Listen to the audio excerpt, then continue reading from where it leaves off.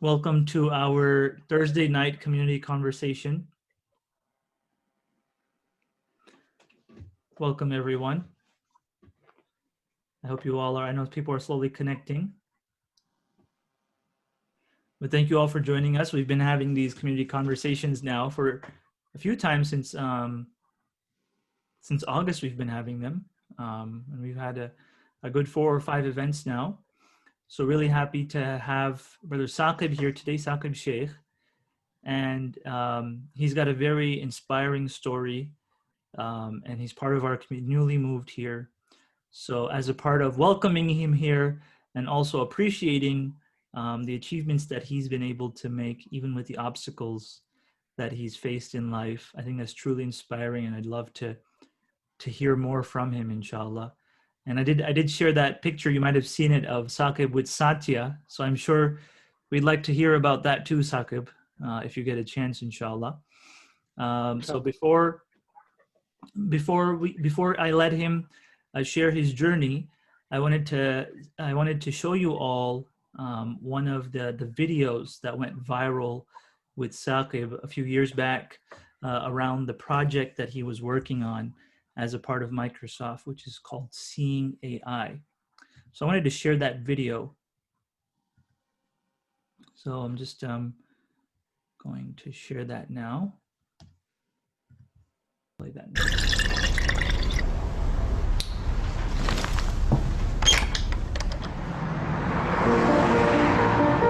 I'm Saqib Shaikh. I lost my sight when I was 7, and shortly after that I went to a school for the blind, and that's where I was introduced to talking computers, and that really opened up a whole new world of opportunities. I joined Microsoft 10 years ago as a software engineer. I love making things which improve people's lives, and one of the things I've always dreamt of since I was at university was this idea of something that could tell you at any moment what's going on around you. I think it's a man jumping in the air doing a trick on a skateboard. I teamed up with like-minded engineers to make an app which lets you know who and what is around you. It's based on top of the Microsoft Intelligence APIs, which makes it so much easier to make this kind of thing. The app runs on smartphones, but also on the Pivot Head smart glasses. When you're talking to a bigger group, sometimes you can talk and there's no response, and you think, is everyone listening really well, or are they half asleep? And you never know. I see 2 faces, 40-year-old man with a beard looking surprised, 20-year-old woman looking happy. The app can describe the general age and gender of the people around me and what their emotions are, which is incredible. One of the things that's most useful about the app is the ability to read out text. Hello, good afternoon. Here's your menu. Great, thank you. I can use the app on my phone to take a picture of the menu, and it's going to guide me on how to take that correct photo. Move camera to the bottom right and away from the document. And then it'll recognize the text. Read me the headings. I see appetizers, salads, paninis, pizzas, pastas. Years ago, this was science fiction. I never thought it would be something that you could actually do. But artificial intelligence is improving at an ever faster rate, and I'm really excited to see where we can take this. As engineers, we're always standing on the shoulders of giants, building on top of what went before. And in this case, we've taken years of research from Microsoft Research to pull this off. I think it's a young girl throwing an orange frisbee in the park. For me, it's about taking that far-off dream and building it one step at a time. I think this is just the beginning. Thanks for sharing that with us, Saqib. And so that video, I think, did a good job of telling more about Saqib's story. He moved here from London to work at the Redmond campus of Microsoft just a few months back. And so he's newly minted resident of Redmond. And so we wanted to welcome him here to our community and appreciate the work that he's done and his inspiring journey. So without further ado, I'll leave it to you, Saqib, to share with us your journey, and so we can learn more about what that takes. Thank you. Assalamu alaikum to all. So yeah, that is my story, and that video is something that changed the course of my career and where I was going. And inshallah, I'm going to start, give you a bit of background about me. And I am now a software engineer at Microsoft here in Redmond, as Sheikh Adam said, working on the Seeing AI app and other AI projects. We say AI for Good is the name of the team. But let's go back. I was born and brought up in London until I just moved here. And so that's very much home for me. And as the video said, I lost my sight when I was 7. And alhamdulillah, the great thing about children is very resilient. I'm not sure that I really, remember or notice much of how difficult that was. But again, that was another turning point in my life. And that's when I'm going to start my story. So it's very awkward and strange to think, oh, I'm going to talk to my community about myself. But so I thought, what are the lessons that I learned from that period growing up? And I really came up with 3 things. And the first thing was the people who helped me. As I look back to that period when, as a child recently lost my sight, there were so many challenges. But then I managed to get into a school for people who are blind, first in London, and then I went off to a residential school. And I'll talk a bit more about that in a moment. But that was another transformative moment. And along this path, of course, I have my parents so much, alhamdulillah, to thank for all the effort they did to help me get over hurdle after hurdle after hurdle. There's this quote from Helen Keller, a famous quote saying, there's a lot of struggling in this world, but there's also a lot of overcoming of it. And I really like that because I think my whole life has been these little obstacles you face, and then you find the solutions. And so sometimes I look back and I'm like, alhamdulillah, I had it so easy. But then you look at why did I have it so easy? And you're like, this is because behind the scenes, there were so many people helping, whether that was the teachers in the schools who were able to make the education accessible, or the advocates who fought the system to make sure that the policies were there so that by the time I turned up, that could happen. So I came up with these sort of 3 ideas of helping your community, including everyone, and advocacy. These sort of 3 things throughout my early life. So one of the challenges I faced, for example, I did not grow up with a big circle of Muslim friends. And in some part, this is because we're very fortunate in, say, the US and the UK to have systems which include people with disabilities. But that's not true around the world. And so people from certain cultures, there's not necessarily that inclusion. There's that little bit of that sympathy rather than empathy, like, oh my goodness, he's blind, he can't do this and he can't do that. And not even the attempt to include someone. And that's something I've heard from other blind people in particularly the Muslim community. And so I really appreciate those people who went out of their way to make sure that I was included in that community, who helped me. And then there's advocates who open the door. And these are all things that really encouraged in Islam. And so I'm very thankful for that. So my story. So I went off to boarding school at the age of 10. And that was an incredible experience because this was an environment where everything was set up just so. And this just goes to show that if you take all the obstacles off the table, there's nothing that can stop you. So we did the same academic curriculum as anyone else would. And we had the same activities from football and cricket to skiing and rowing to being dragged out of bed early morning to go camping and hiking. Not my favorite on rainy days. But it kind of meant I grew up in this environment from the age of 10 till 18, where I was expected to learn to do my own cooking and to learn to cook, to learn to iron, do your shoes on a Sunday night, all the way through to these activities. And that's the environment in which I grew up. And it really just showed that with all the people who put that supportive environment in place, it was possible to achieve whatever you wanted. So alhamdulillah, I was very blessed to have that. And that's where I learned to program. So there was a computer lab with talking computers. And so that's where one of my classmates first showed me how to write a computer program, and I tinkered around and made some interesting things. And again, I can't stress how much disability was just not a thing there. And everyone was able to flourish in their own way with their own challenges. And again, that's something that a lot of people had to fight to go for. And that's where the advocacy really comes in, to advocate for the government to get a place there and so forth. So very fortunate there. Another story, as I was looking back to my journey to Microsoft, was when I finished school. I had made some software which I got into the finals of a competition, and then there were several famous people going around being the judges, and there was the CEO of a high-profile tech company, and he sort of came round and he sort of critically evaluated what I made. Like, you know what? As a blind person, you'd be better just charging by the hour at home. And that was just such a sort of a slap in the face almost. He didn't mean it intentionally. Possibly in a dollar's sense, he was right.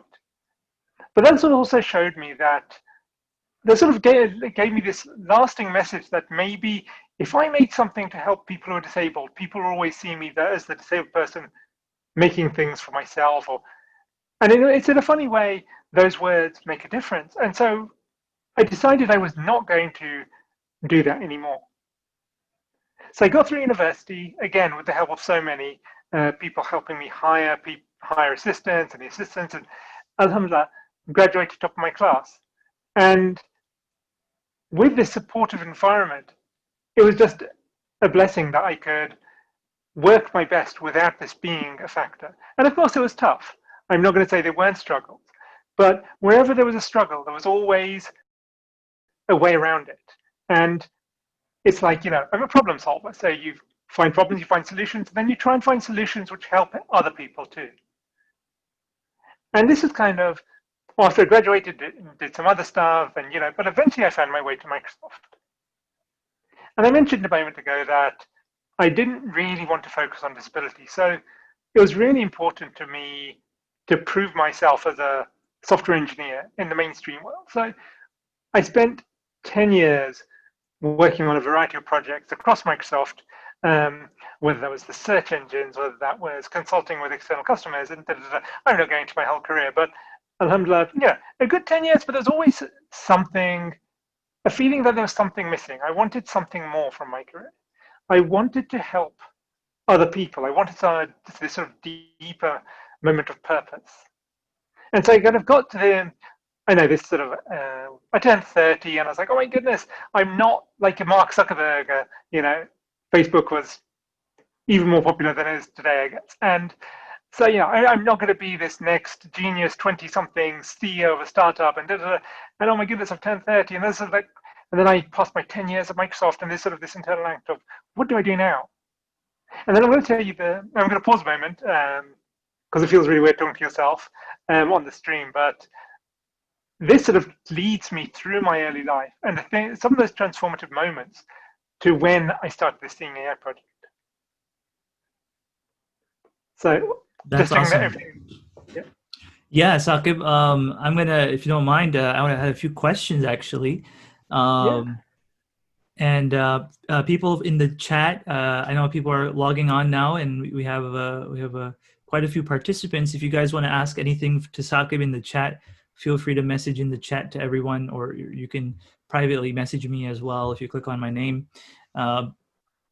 So Saqib, I think that's pretty amazing that you said to yourself, hey, I'm not going to stereotype myself and only work on things that disabled people need, but also for everyone, and kind of prove myself as a mainstream engineer. So how did this event, losing your sight, how did it affect your faith, and how has that evolved over time? I think for me, at least, the faith grew up with me over time. So when you're a child, when you're 7, you're still learning everything. Yeah. And so, as I learned about Islam, as I learned more about my faith in my teens and then my 20s, it did mean that, for example, reading the Quran in Arabic was not possible, and I thought of learning Arabic Braille at one moment. I never got around to doing that, but then it was learning it through audio. But the bigger thing was that inclusion moment. So at university, there's always the Muslim society, and I Yeah. just found those communities were never welcoming to me. I was Mm, always the person in the community. There was no one. And I think mm, this is changing with subsequent generations. And but at that moment, whether that was sort of at home near my parents or at university, I definitely felt that, and that's not a religious thing. That is a very much cultural thing yeah. of different countries. So that was maybe the biggest thing. And then alhamdulillah, over time, the internet came along and access to information became so much more prevalent because I have software that can read on my phone and my computer. So once it's on the internet, that meant through my 20s, I could do that learning myself Hmm. in English on the internet. Hmm. Okay. And so how, I guess, beyond the I guess the knowledge part or the learning part, more from the experience part of faith, how has that kind of, how has faith impacted the way you look at life and the way you look at your place in the world? It's tough to say because I've never experienced life any different way, Sure. but I do think that, everyone has challenges, and I have my unique set of challenges, some of which are related to being blind. And in terms of faith, it is for each of us. We have our own journey, our own struggle um, to keep optimistic, to keep positive, and to keep finding those ways around the solutions to the problems, and um, you know, praying for guidance on that. So I think it's just very much the same as everyone else. I just have a different set of challenges. That's a beautiful way to put it. One of the things that you also mentioned about people feeling pity for you, I think that's Mhm. something that does exist culturally in in many places, but I do see it in our own community. It's still taboo to talk about disability. How can we support people in our community with disabilities? I think it is, even if it's uncomfortable, and often it is because you don't know what to do, you don't know what to say, but always just to reach out and to ask, because you don't know if you're going to be the person who opens that door, gives someone that opportunity to do what they always could. So, imagine there's some function, let's I know, a barbecue or something, and there's a disabled person who's just all on their own. Then that you can either think, oh, there's a poor disabled person there, but there's also, alhamdulillah, a human being there who has their own life experiences, and if you can include them, and who knows, like the people who helped me and able to do so much, and along that journey, if someone hadn't, then who knows where else I'd be. So you could have that opportunity to be the person who opens another door. For sure.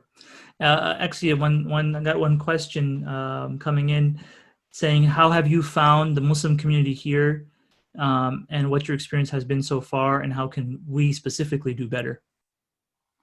Alhamdulillah, I'm so impressed and at the community here. It's, alhamdulillah, so big, and prior to COVID, I very active with all the events, even now online. Um, I particularly appreciate, the RMET, the work through MCRC and RMET as well. So I think that's great. Wow, that's a tough one. I'm thinking in terms of, I don't think I have much more to add than that, but I think it's great that we have maps as the center of this community, and inshallah, I get to know many of you over time. Inshallah. Um, the other thing I had was, what inspired you to pursue computing and coding and programming? I almost became a lawyer, but luckily Almost I became a did not. lawyer. Nice. I think it came down to I like making things. So in school, I was doing woodwork and pottery and Lego and all this kind of. For me, I like building, and so and also, but all those activities required some level of adult supervision. And then someone taught me to code, and this is a way to make things, and I could do it in my bedroom on my own. And Mm, I just found that I really enjoyed that. And then, so through my teens, I was doing that at school, and then when it came time to choose a career, no one could explain what a lawyer did. So I was like, well, then I'll just be a programmer instead. So I'm so glad I did. that's wonderful. All right, so that's my questions for now, and I'll save the rest for the Q&A. But please do tell us about the journey that you had, I guess, continuing on from, okay, seeing AI and how that went. Okay, so 10 years into Microsoft, just sort of past my third year, having this, what do I do next? How do I help people? I'd be having lunch with friends. We go out to restaurants every month, and there'll always be this topic of, how are we going to quote unquote change the world? But there was just this desire thing of everyone to, what are we going to do next? And for me, it was this idea that I'd proven myself as an engineer, I'd been successful there, and then I'm like, something sort of just started to click. That it's time for me to give back. Like, I've been so successful through other people helping me. Now, how do I help the next generation? And particularly, actually, I went on Umrah around the time. I went to Makkah, Medina, and many du'as. But one of the biggest ones was that I really wanted to make helping people a part of my daily job. That was just something that was really important to me then, and many du'as to that effect. And I bring this up because I really feel that moment onwards, things suddenly changed. Things I'd been trying for years. I'd always been trying little side projects and didn't really have any success. But then at that moment, I can't explain why, but everything became so easy. And I just have this deep inner feeling that Allah has been guiding me on this journey, and I don't know where I'm going, but it's been an incredible journey. And I've not sought out any of the things that have happened. There are times when you aim for that promotion, or you try and get this or get that, and you're always trying to find a way forward. But I just found at that moment forward, things started coming to me in this way that I just, the only way to explain it is alhamdulillah, that Allah is sort of guiding me on a path. And I keep reminding myself when I get nervous or unsure that I feel like I'm on this journey and I've sort of found my life's work. And I felt like I haven't worked since. So there was this hackathon. The whole company was encouraged for 1 week to work on anything you wanted to do. So I made an app which used very basic AI to tell you what's around you. And this is not getting much traction at that moment in time. But a few months later, I met with some people from Silicon Valley, including one guy who's just a real salesperson, a networker, and he introduced me to so many more people. And then the next year we did a hackathon, and it was like 30, 40 people around the company got involved. And we made an even better version of the same idea, that what if you had, in theory, a pair of glasses or just your smartphone, which told you what was around you, read you text, recognized people, described the objects. That's still a bit of a dream today. We're not there yet. But that next year, shortly after getting back from Umrah, I just met all these people who wanted to do the same thing, and together we built this amazing thing. The next year we ended up on stage with Satya. So that was its own journey. Again, that person I'd met in the hackathon, he was then going around networking, something that that's not me. I'm not a marketing person. And he found some opportunity. Someone needed some budget to make a video to promote their AI. And so somewhere on the line, it's like, okay, we're making a video. We're not making any video.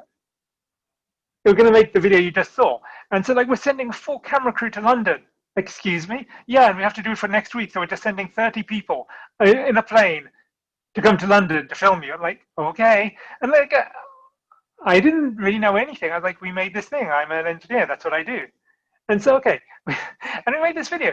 And then they were like, can you have some family in here? Can we record in your house?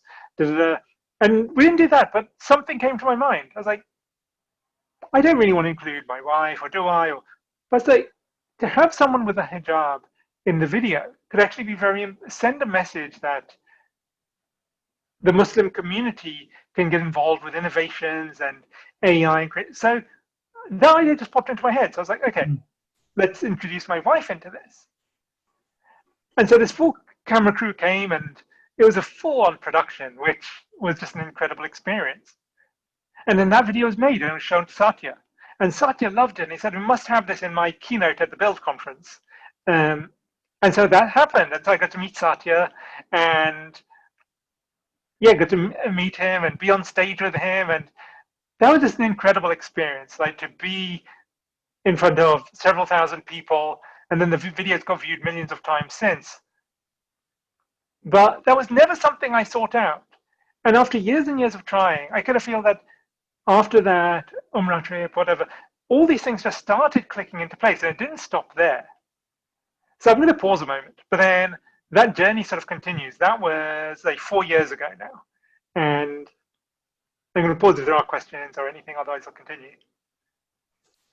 Yeah, that's really great. So you actually met Satya. That was 4 years ago, you said. Yes. And so how has I guess the app developed, or the program developed since then? So since then, two sort of things have happened. On the one hand, I'll go into this in a little bit in a moment, that I've sort of been invited all over the world to speak on this topic, and I have a very sort of particular set of ideas there. But then we also, as a team, got funded. This suddenly became my day job. I finally had that day job helping people, which I'd always wanted. And so we released the app about 3 years ago now, and it became almost immediately one of the most popular apps amongst blind people. And we have huge numbers of users now across the world, and always looking at the latest technology, like looking at what's the latest thing AI can do, talking to customers and seeing how could we help you if technology was there, and then trying to put those together to make new and new and new things. So that's part of what brought me to Redmond, because we were hiring more people. We wanted everyone to be together.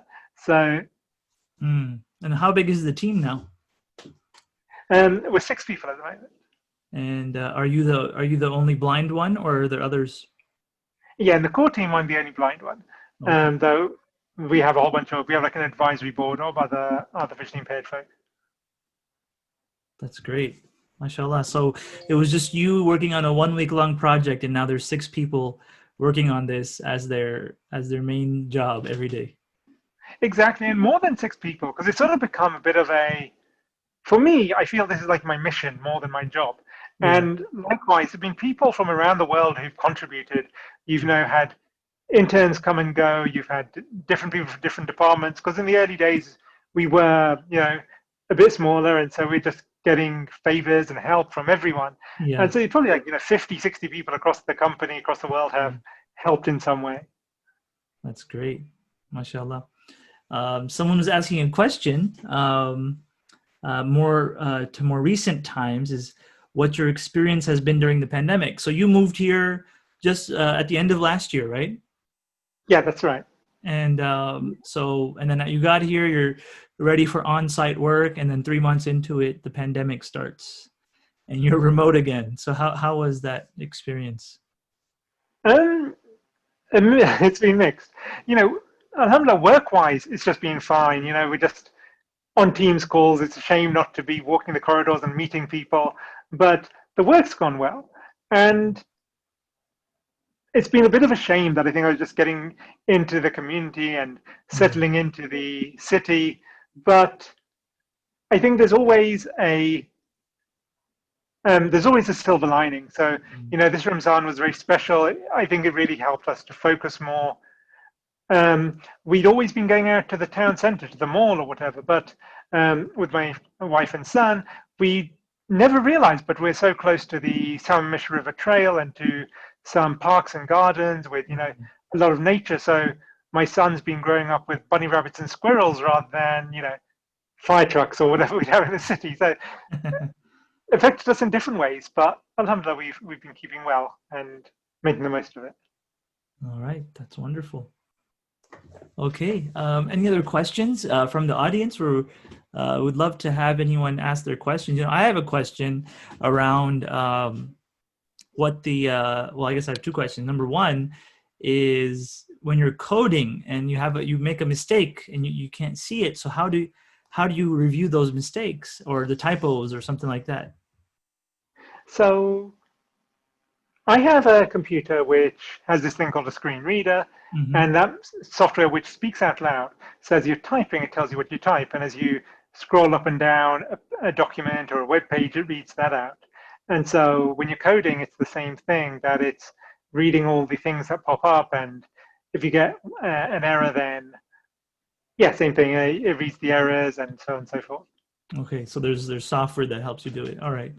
I Exactly. mean, Yeah. I know about the screen reader. I had actually, when I was studying at the Islamic University, I had a classmate who was also blind, and he used the same software to do his studies. And actually, my Arabic at that time wasn't too great, but he was a native Arabic speaker, so a lot of times he would actually help me.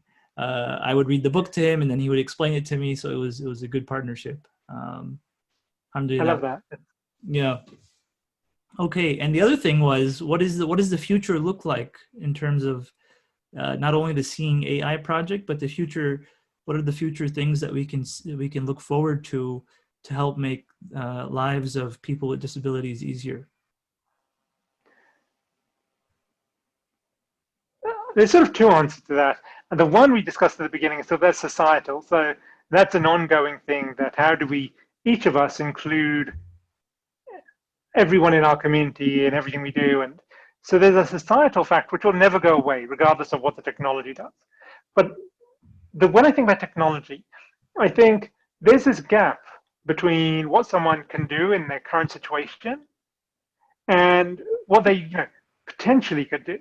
And technology can fill that. So I imagine, like, I have this image of a little imaginary friend on my shoulder, whispering in my ear, looking around, and kind of like when I'm walking with a friend or a family member, they'll tell me what's around me, they know what's interesting to me. Or someone who's hard of hearing might have something to show them things that are audible.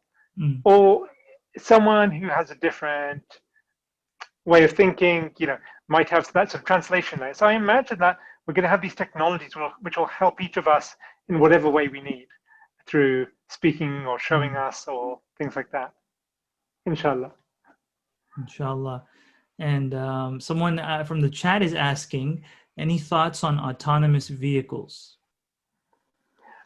I feel they're going to come, but they're a lot further away than people imagine. At least, like, to the point that you can just press a button on your phone and get a self-driving car. But in many of that would be so liberating to give people with disabilities that level of independence, just to be able to hop in a car and go wherever you want. So I'm sure I'm even very much like looking Uber forward. has been a big help for people.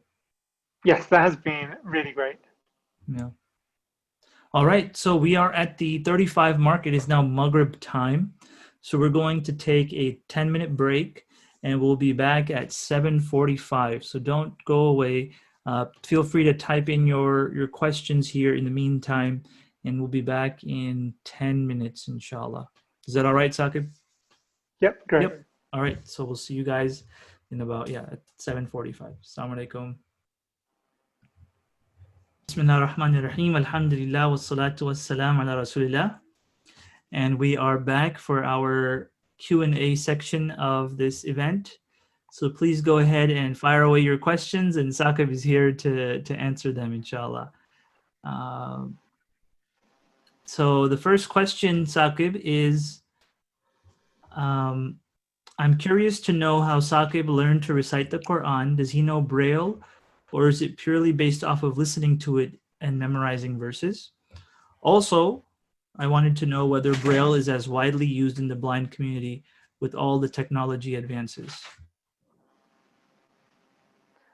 So I do read Braille, but I never go around to reading Arabic Braille. So all my Quran recitation is by memory, by listening and reading to myself, that kind of thing.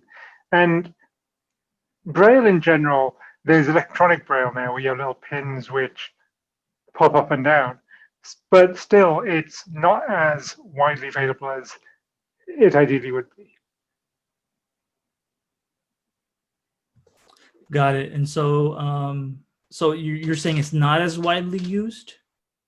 No, like, many people do read Braille, but I think access to Braille is still not that broad. I understand. And then we think about Quranic Braille, I guess in English-speaking countries, that's even very few. I see. So is the Braille, that when people refer to Braille, is it specific to English? And then there's another Different. Every language has its own Braille system. So, like, Braille is made up of 6 little dots for every letter. but then the combinations are different for every language. I understand. Okay. So there's someone who developed Braille for every language, essentially. Yeah. Depending on the words and letters and so on. That makes sense. Exactly. Yeah. Okay. So you know Braille in English. Any other languages? There's a bit of French and German at school. Okay. All right. Okay. Great. All right. If anyone else has any other questions, feel free to ask away. And Saqib is here with us for that purpose, inshallah. And wa alaikum salam. Yes, this is Salah. Brother Saab, I've enjoyed your conversation, and I look forward to being able to interact with you in person, inshallah, after. My question is, we're all focused, obviously, on the benefits that artificial intelligence brings. The project you're working on is a prime example of how AI can be a source of good. What are your thoughts as to what safeguards society needs to have in place to prevent AI from being a source for evil? And I'm thinking of things such as the use of facial recognition for policing, some of the issues, the persecution that the Muslim community and the Uyghurs are seeing, and the way the government is using technology to prosecute. So any thoughts you have on this would be greatly appreciated. Yeah, these are real problems in the world today, especially say like, the challenge of the weaker population. May Allah help them. And my view on this is very much that any tool that man has ever made could be used to benefit or for bad. And much of what I say is, I'm going to put my energy into making sure I can find the good uses for it. But I'm so glad that there are many people working on figuring out what are the ethical considerations. Actually, the team I sit with is the AI ethics team, and they're always looking at how do we make sure we build in the checks and balances so that this technology is not used in unintended ways. Sometimes because people are malicious, and sometimes just because people didn't think about it when making the AI. So going into the elections, fake news, and that's just one example. But there's so many examples. Thank you. Sure. Jazakallah khair for that. Salah for the question, and Saqib for answering that. If anybody else would like to answer a question, feel free to unmute if you find it easier to unmute, or if you want to type it into the chat. Either way works. Abdul Mu'min says, Jazakallah khair, Brother Saqib, you're a great inspiration for us all and a good role model for all Muslims. So thanks for having this event with us and for participating. So the other question that I have for you, Saqib, is what do you see your own future as? Do you want to stay, based on what your experience has been so far, do you want to stay in this community long term? Are you planning on sticking around with Microsoft? I don't know if you can answer that question publicly, or at least on the project that you're currently on, the Seeing AI project. Do you find yourself like, okay, at what point do you say things are good where they are and people are handling it, and I can move on to a different project or another part within the same mission? There's definitely something that's sort of always on my mind, that I'd like to maybe do even bigger things and help, say, people who are blind in bigger ways or other disabilities. But in some ways, I feel like I've never planned my career. I kind of said that moment where I just feel like, to some extent, I am unreasonably fortunate, thanks to Allah. And I feel there's this guidance. Like, since that moment 4 years ago, I have been given these opportunities to travel the world to a dozen countries I never imagined, like, to be a guest of, say, under the Malaysian government and get the VIP treatment there. That was fun. Or travel, speak in sports arenas like the Air Canada Hockey Stadium. I've kind of met with the Prime Minister of the UK or the House of Lords. And it's not that this is my career and I've been planning this out and finding these opportunities. I really cannot explain it in any other way that I feel that the successes have come to me. I've worked hard, of course. There's been struggles and I found solutions to the struggles. But in this, I just feel it's unreasonably fortunate that all these things have come. And so what's happening next? I never would have predicted I'd come to Redmond. Inshallah, stay here for a couple of years at least, but I might stay here much longer. And I feel like I'm on this journey and I don't know where I'm going next, except that inshallah, try and help as many people as possible and always do whatever I do for the right reason. And I, inshallah, will end up in a good place. So that's a funny answer, like a philosophical answer rather than what am I doing next, but let's see. Yeah, that's beautiful to hear. You know, it's just, I think that there's kind of two ways that a lot of times people react to tragedy or personal personal obstacles. You know, one way is to say, well, where is God now? And that's a response that we see more and more. Whereas your response seems to have been to try your best to overcome those obstacles and also to appreciate that the good that has happened is guidance from Allah, and He's opened those doors for you. Absolutely. And then I think it's also just one of the hardest things is intention. So your niyat. When I give a speech, I always say, like, Allah brought me here, and why am I doing this? Am I doing this for fame and fortune? No. If I find, so it's like maybe it's natural. I find myself sometimes slipping into that. I'm like, no. We're not doing this for form or fortune. Like, I always try to say, let's do this to inspire someone. Let's do this so that we help someone. Or there are big struggles, and big company, Microsoft.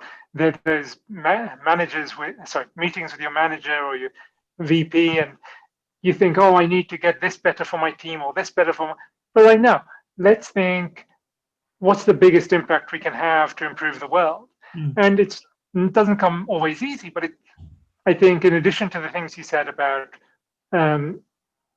having that faith, it's always, can you just try and keep that correct intention? And not always easy, but I think that's the key to it.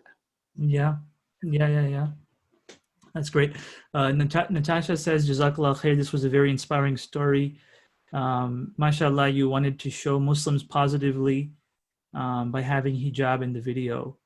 May Allah continue to bless you and your family.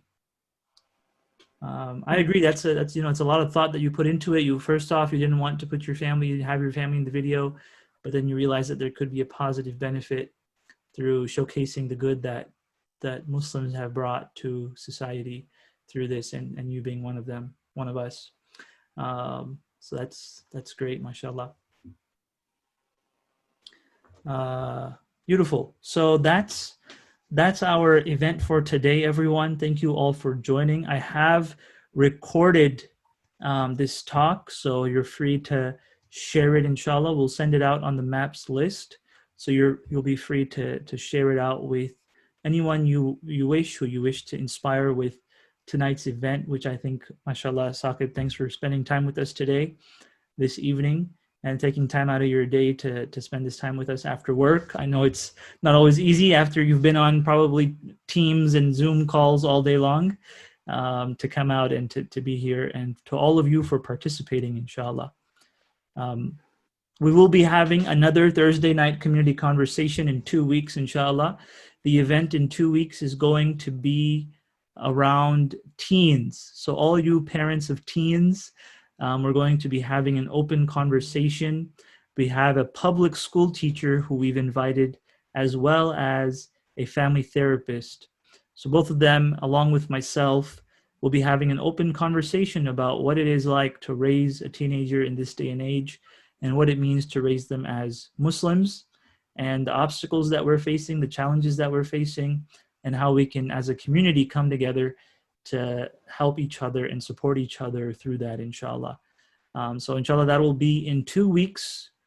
It'll be our same community conversations night, Thursday night, inshallah, same time around 7 o'clock.